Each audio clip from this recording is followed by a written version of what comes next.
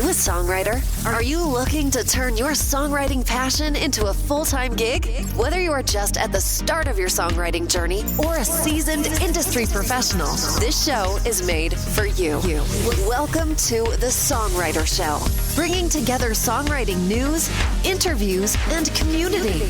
Now, welcome your host, Sarantos. Hello and welcome back to The Songwriter Show. I'm your host, Sarantos, a solo music artist and songwriter who's always believed in the power of words. Here on The Songwriter Show, every single Tuesday evening on reality radio, we bring you behind the scenes with some of today's most inspiring songwriters, giving you a small glimpse into the stories that shape their songs. Tonight, I'm so excited to have on the show Mattei. She's a Berklee College of Music graduate, earned her bachelor degree in guitar performance. She's a New Jersey native, and she responded to a personal handwritten invitation, and she auditioned for an all-female top 40 7-piece band, the Uptown Girls. She landed the guitar player vocal gig on the spot. The opportunity opened many doors for her, and now she has become a global performer. And now, welcome this week's special guest. Welcome to the show. How are you, Ree? Great. Thank you so much for having me. You're welcome. I saw in your bio that you moved to Music City, right? At some point? Right. Yes. What made you do that? It's kind of a cool vibe there. You know, it's really interesting. I was on the road with a country band, and there was a man in the audience that was actually the booking agent for the Opryland Hotel. And he came up to me and handed me his card, and he said, if you move to Nashville, I will have you playing in the Opryland Hotel. And I thought it was a hoax, I'm like, this can't be. But he was for real. And so I packed my bags, quit the band, moved in with my parents for like a month or two, got a whole big set of, country music, my own set together, and went there and signed a contract to be at the Opryland Hotel. That's awesome. That's a great story. Yeah. Tell us a little bit about you. When did you start playing? I started singing when I was 9 and started playing the guitar when I was 12 because I really wanted to be able to accompany myself with the guitar. And I just fell in love with country music. My parents always had traditional country music playing around the house, like Waylon Jennings, Tammy Wynette, George Jones. And so I was very much exposed to those legends. And so that got me going. And I started writing also when I was 9 years old. As someone who also started writing when he was in like third grade or something, it's kind of cool, right? And I looked at some of my old stuff and they're totally stupid, like I love you, yes I do. These very obvious rhymes, but it was cool. Like I used to write at my dad's restaurant on like napkins and stuff, but it's I always love when I hear someone writing that young too. It reminds me of me. That's so funny because I used to go to a little diner and get apple pie and I would write on napkins. And my first song was called The Birdies. It was a song about birds because I loved birds. So yeah, that's awesome. So I'm sure eventually you did what I did, which you upgraded to a little notebook, right? Yes. That's awesome. There's a place by our church that I'd go afterwards and go hang out and have like a 7-Up and sit there for an hour kind of writing, it was, and people are like, what are you doing? I'm like, I'm writing a song. I'm like, you're so weird, but that was my story. Yeah, that's neat. Yeah. Very similar. What was the first tune you learned with that guitar? Angel of the Morning. And I still play it to this day. It was the first song I ever played in a talent show when I was 12 years old. But I just loved that song. My favorite version was Merrily Rush's version. And I just loved it. So that was my first song. Do you ever get nervous before a performance nowadays or not really? You've done so many of them probably that you're... Yeah, but I do get a little bit nervous. They say it's good to be a little bit nervous. It's funny because I'll feel little jitters, but then soon as I open up my mouth and start singing, and then all of a sudden this peace comes over me and I'm just like, I'm where I'm supposed to be. Yeah, I think you're right. As soon as you start singing, for me, that's what... Screwing around on the piano or the guitar or something else, I kind of think a little too much, but singing, it's just like you get lost.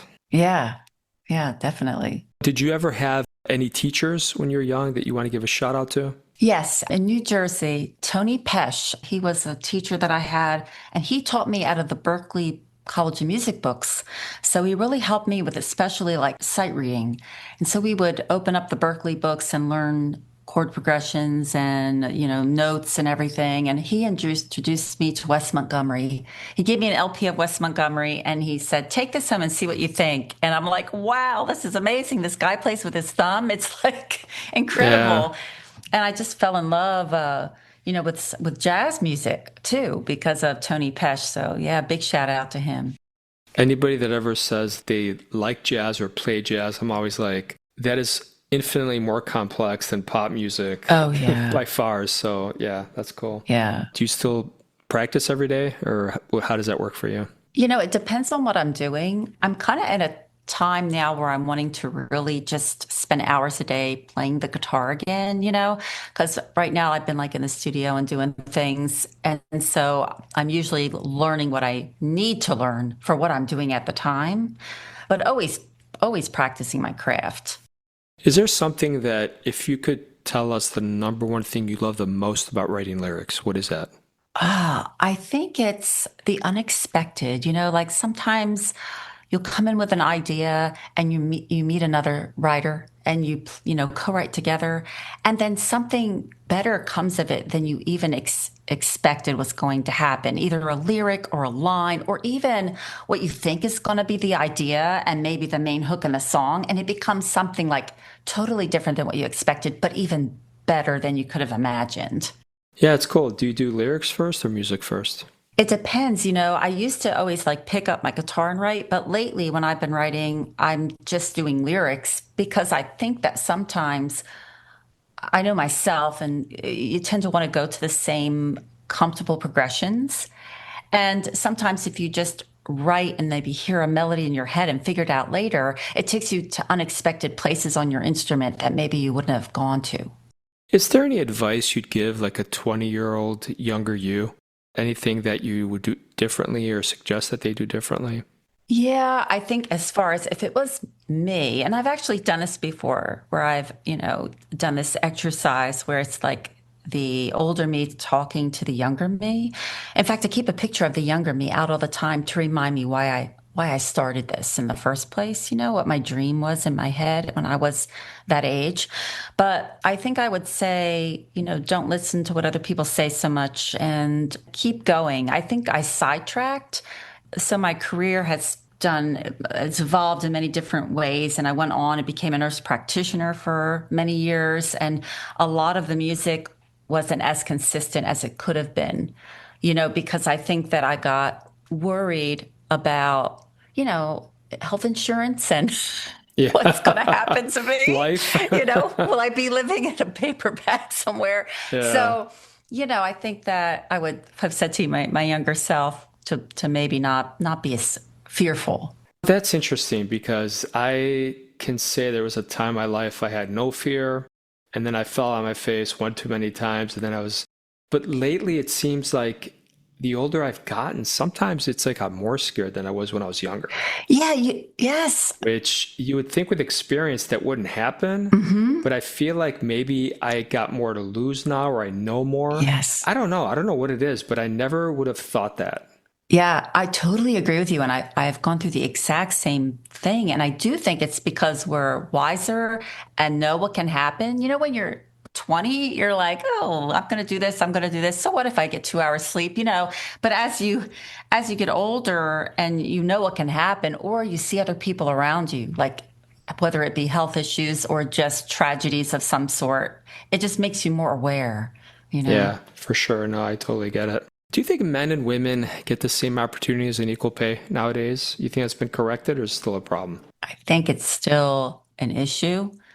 Not necessarily in all companies, but I think I've seen it in recent years, and I think it still is to some extent. And they say research shows, and I don't know if this is necessarily true or not, but they do say that sometimes women, there's a very soft side to women. Not that there isn't for men too, but a lot of times women may not ask for as much what they deserve. Yeah. They have said in research. I don't know if that's still that way, but a few years ago when I looked at the research, they said that women were more apt to maybe not ask for that raise. All right, tell us about this song we're going to hear. What inspired this one?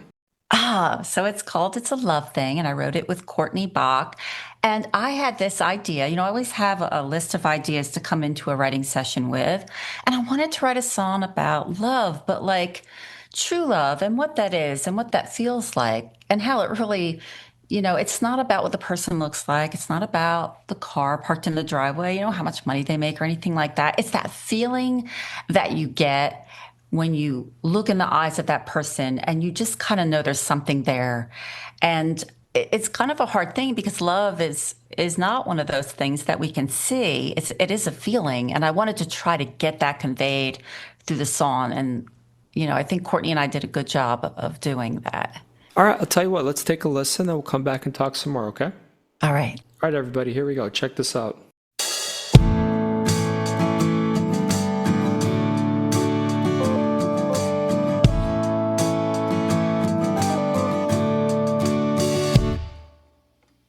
When I see you pull up in my drive, that old red Chevy built in 95. Don't need a fancy car to steal away my heart. It's how you look at me, not the ride. It's a love thing that makes my heart burn hot, like it's peeling out of the parking lot. Full throttle, never hitting the brakes. It's a love thing. It's not all about the looks or the money that gets me hooked. It's the kind of high that can't be bought for playing.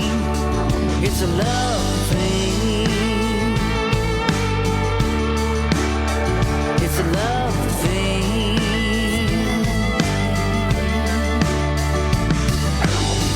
When I'm standing in the checkout line, magazines telling me how to reel in a rich guy.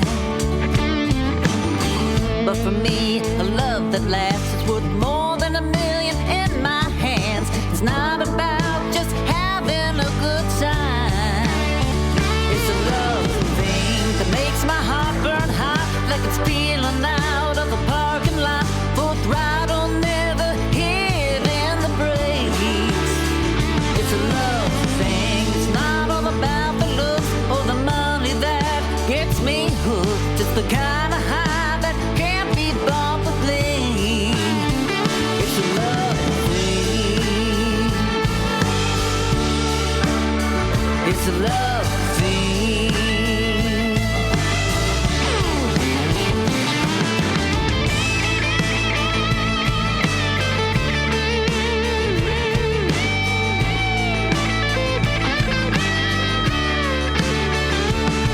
Say what you want, say what you will.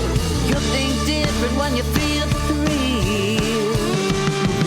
It's a love thing that makes your heart burn hot, like it's peeling out of the parking lot. Full throttle, never hitting the brakes. It's a love thing. It's not all about the looks or the money that gets me hooked. It's the kind of high that can't be bought with playing. It's a love thing. It's a love thing. It's a love thing. It's a love thing.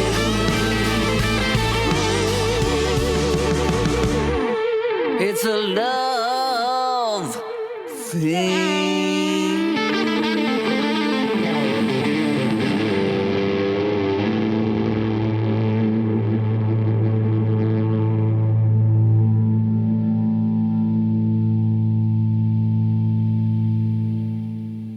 Thank you for sharing that song with us.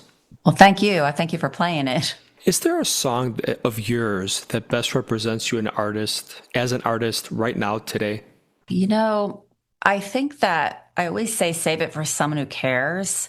And I think that song, because it's a story song and it's a song about a woman that's leaving a relationship, but she's not the victim. She realizes that this man has cheated on her. He's not the one for her, but she does it in a way that's sassy.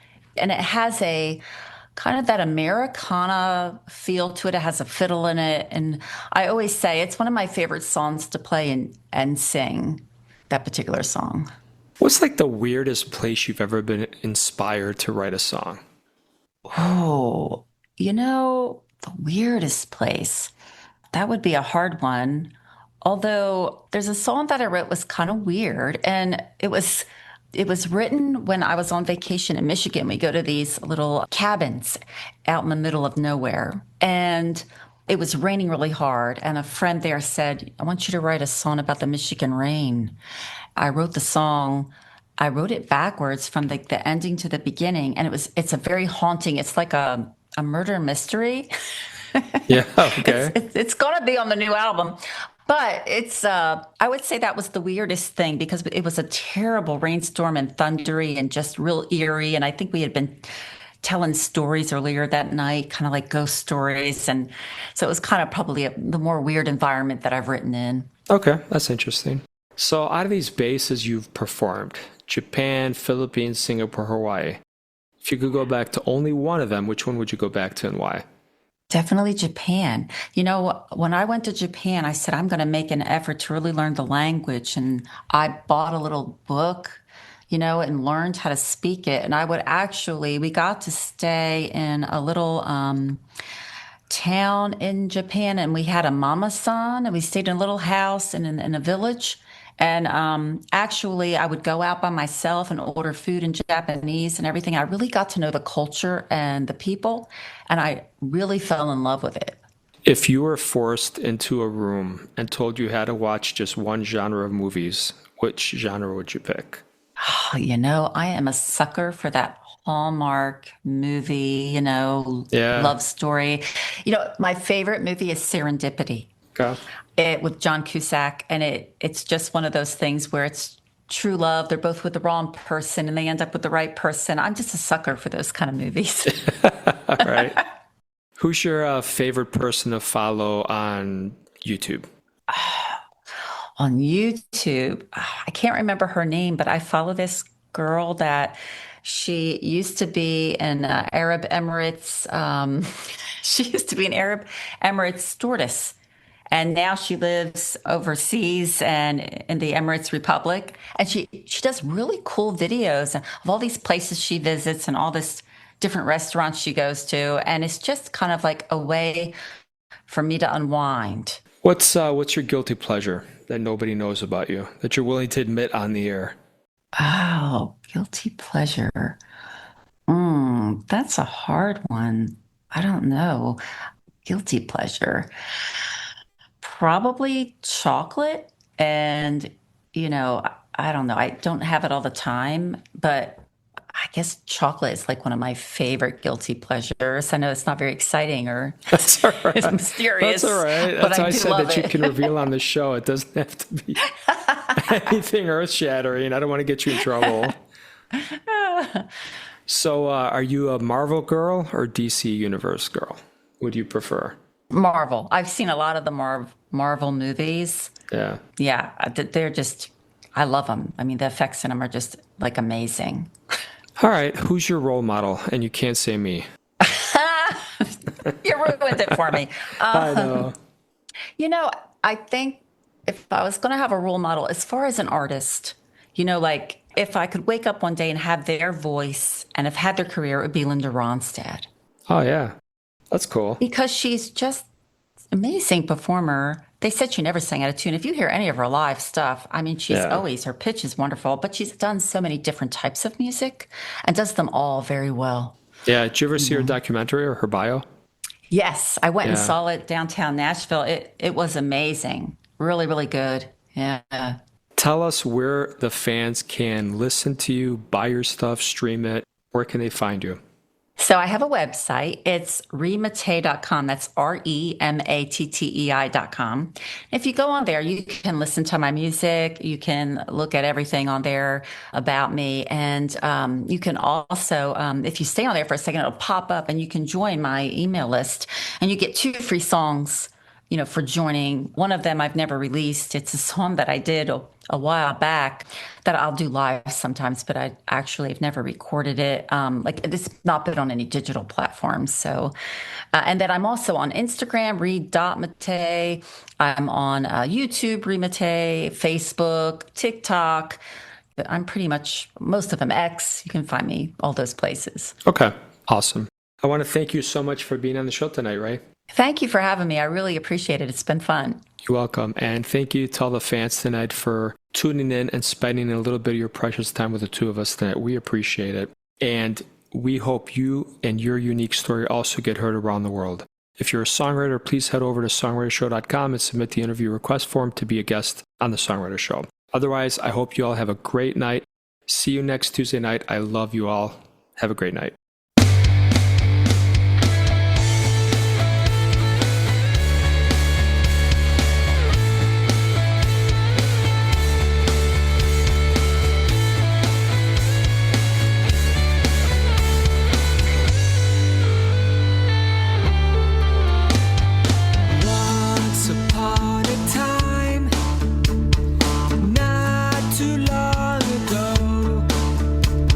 The stars were lighting up, your touch was all I know. You say I'm a dreamer, how'd you figure that out? Was it the look in my eyes? Was it that passion in my heart? You say I'm a dreamer.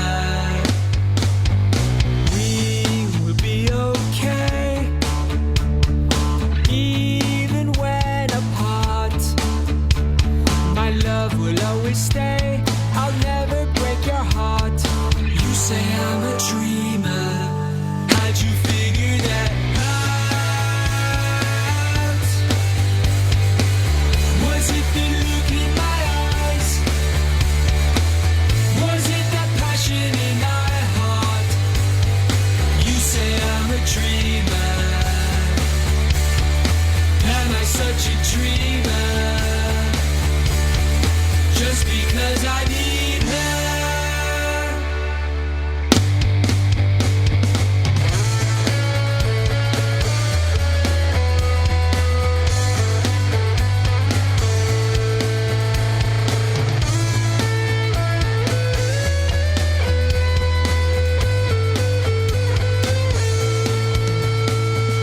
You say I'm a dreamer. I'm glad you figured that out. When you look into my eyes, you can see what I'm dreaming about. Sometimes I like to dream about that perfect life where you and I can be husband and wife. Where you and I can be in a private paradise. I'm a dreamer. I'm a dreamer. Just a silly dreamer. I'm a dreamer.